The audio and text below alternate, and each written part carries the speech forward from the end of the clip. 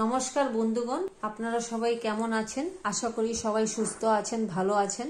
আমি আজকে আপনাদের সামনে আমার ফার্স্ট একটা রেসিপি নিয়ে এসেছি, শুটকি মাছের চাটনি। আশা করি আপনাদের ভালো লাগবে। যদি ভালো লাগে তাহলে লাইক, শেয়ার, কমেন্ট অবশ্যই করবেন।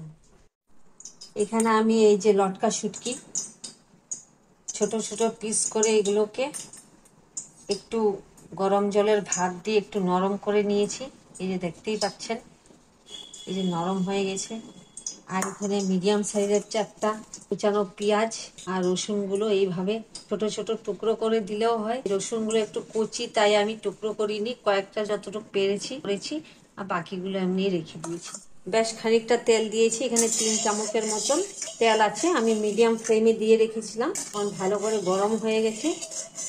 তারপরে শুটকি মাছের পিসগুলো আমি গরম তেলে দিয়ে দিচ্ছি। সবগুলো একসঙ্গেই দিয়ে দেবো।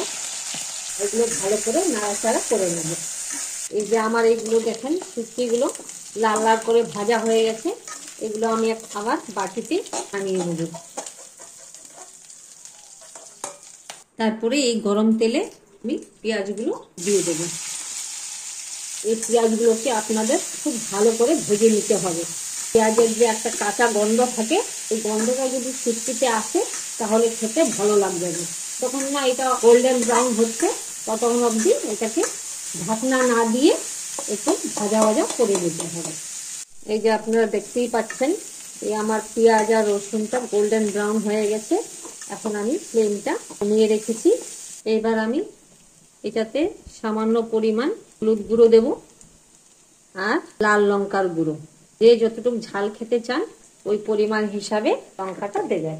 নুনটা আমি এখন দিচ্ছি না। এই হলুদ গুঁড়ো আর মরিচের গুঁড়োটাকে ভালো করে নাড়াচাড়া করে নেব।